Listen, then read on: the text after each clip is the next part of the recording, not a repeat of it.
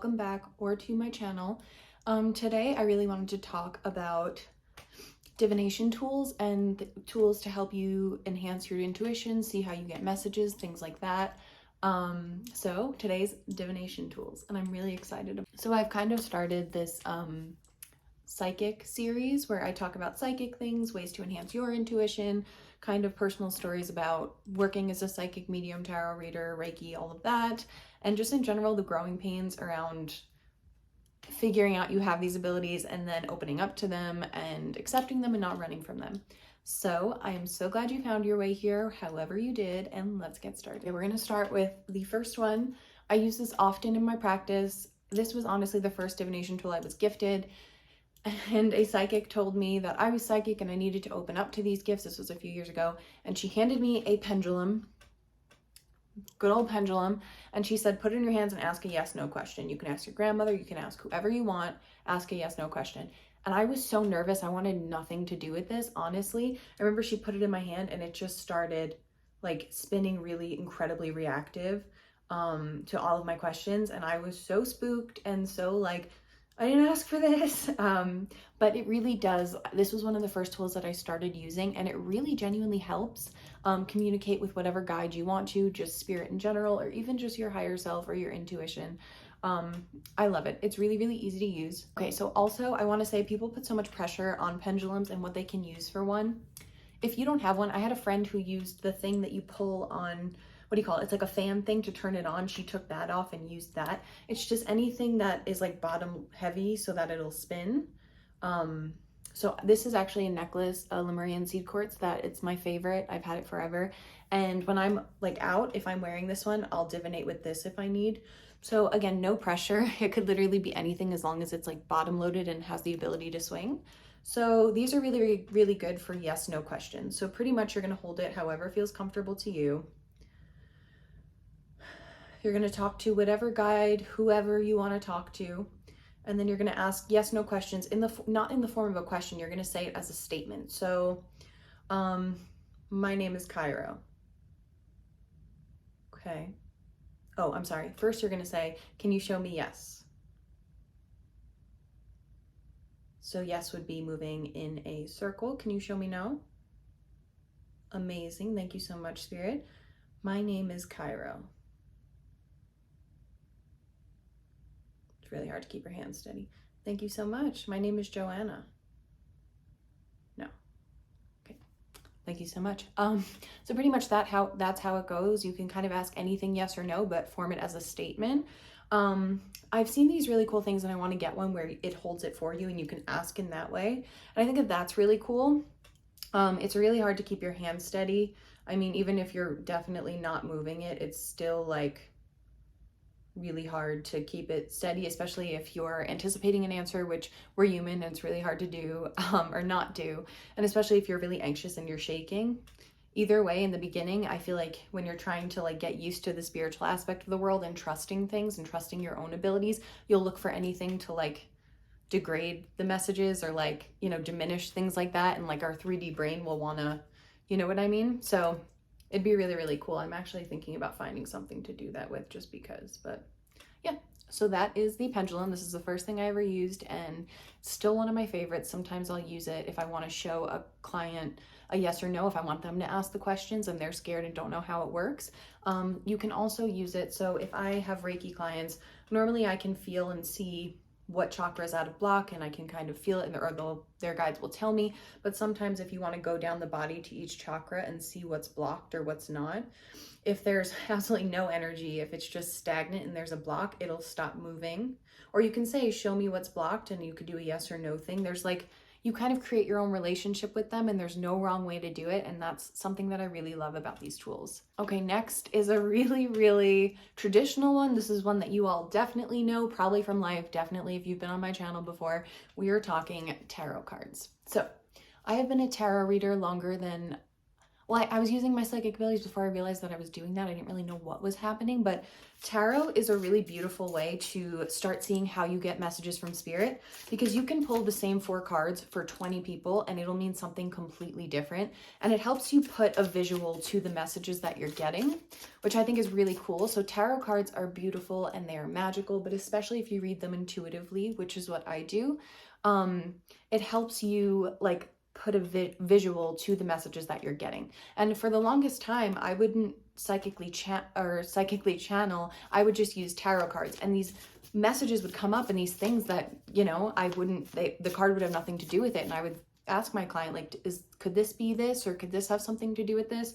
And they'd be like, how do you know that? And it was just something within the card that, like, the card triggered a message that I was getting. And now I'm realizing it was using my clairaudience and clairvoyance. And now I love using cards, but I don't need to. I can just channel with somebody there without the visual aid.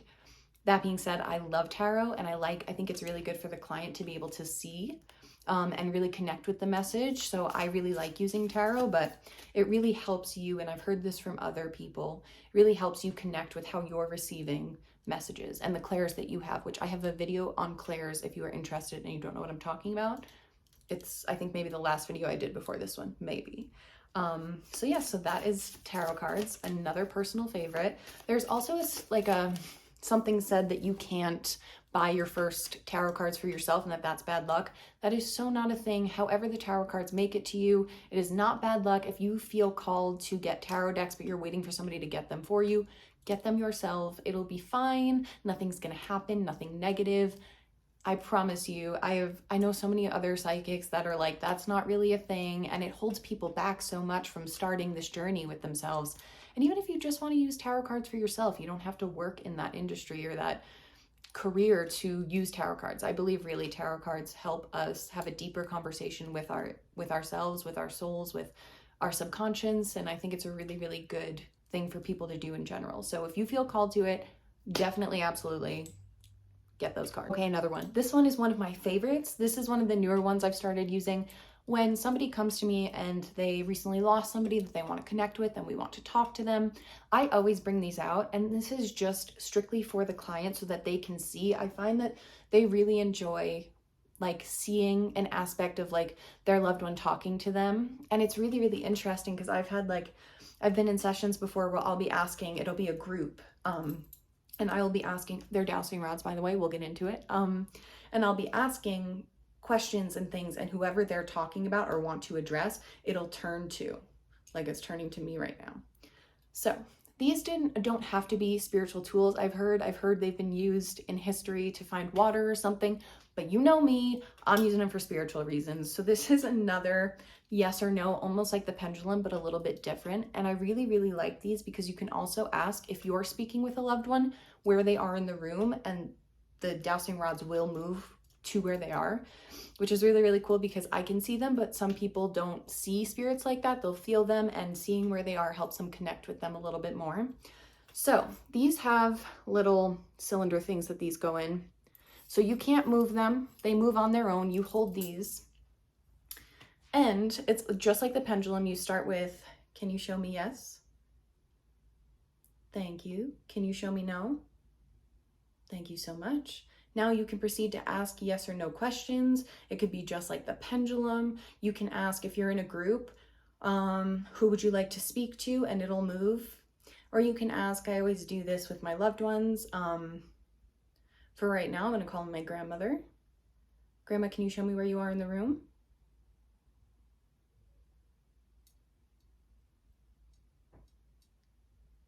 Thank you so much. So I actually there's things called portals, and they're just places, if you have a place in your house where you always feel a lot of spiritual activity or so on and so forth, whatever. I have a few of those in my apartment, and it's where I'll see spirits the most, and they'll like pop up out of nowhere. And they're specifically when I see my grandparents, there's one area that they are always at, where she's at right now, and it is right to this side. It's by my closet, so I always kind of know where they're going to be. But anyway, so yeah, just yes or no questions. There's a really cool person on TikTok. I have to find her information, and she will ask, like, she has her grandfather, which is one of her spirit guides, ask questions about afterlife and the universe and things like that. And it's really, really interesting. So if you're interested, I will find her name and put the link down below. Show me yes. Thank you so much. Can you show me no? Thank you so much. Normally no is they both go out like this, and yes is either one or both of them crosses. It's different for everybody. Again, you'll have your own relationship with these. These are really, really cool. My name is Sarah. Thank you so much. My name is Sasha. Thank you so much. So again, super interesting. If you're interested in those, I definitely recommend it. I remember also, this is another thing I was really scared to touch in the beginning. I was horrified of all of this. And then once I did, I was like, this is the best thing I've ever had. The next thing I have, and these were gifted to me, I haven't used them much. I've used them in a couple of readings with people who feel connected, but these are runes. So it is a bag of, these are jade crystals, and they each have a symbol on them. I really, really enjoy runes, and like I've been very deeply researching what each rune means. There's a different way. Again, you have your own relationship with these things. You can cast runes, so you toss them, and then the ones that are farthest to you, this is at least what I have found, the ones that are farthest to you are the ones that mean the most to you and you should look into most. It can also be reversed in the way if it's flipped or not, or if it has a reversal, if it's facing you a certain way or not. So there's so many ways. When I first got them, I kind of didn't know how to use them, and I would just kind of go in and pick a rune of the day and toss that one, and the way it landed was the way that I divinated it. So these are ones that I'm least familiar with, but I am endlessly fascinated with them. So gonna look more into them. But once again, so the thing about divination is that divination is really a way to connect with your intuition and your guides and have a different way to, again, see how you receive messages and energies and things. So there's really no, I mean, there's millions of divination tools. These are the ones I have on hand right now that I use in my practice.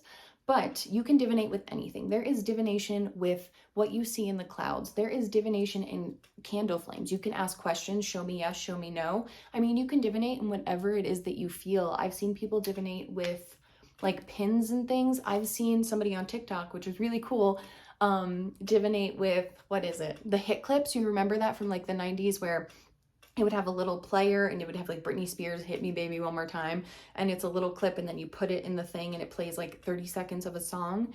I've seen them divinate with that. It really is, you have your own relationship with your guides and receiving messages, and there's no wrong way to do it. So if you have something at home, if you even just want to take like playing cards and divinate with the numbers on the cards or whatever it is, there is no wrong way to do it. I think the more that you have fun in your craft and the more that you have fun in finding yourself and your intuition and your guides, literally can't go wrong. So also, I just want to say, I know these things can be intimidating at first, but truly don't be scared.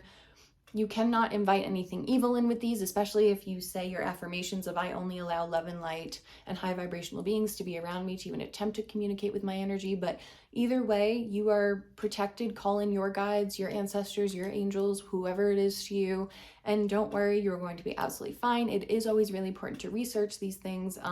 Do a deep dive before you do anything. But at the end of the day, just ask for protection and follow your intuition, and it'll never lead you the wrong way. So this was just a quick video that I've been really thinking of for a while. I hope this makes sense, and I hope that you enjoyed it and it was entertaining for you. If you have any questions, put the link or put it down below. And thank you so much for being here.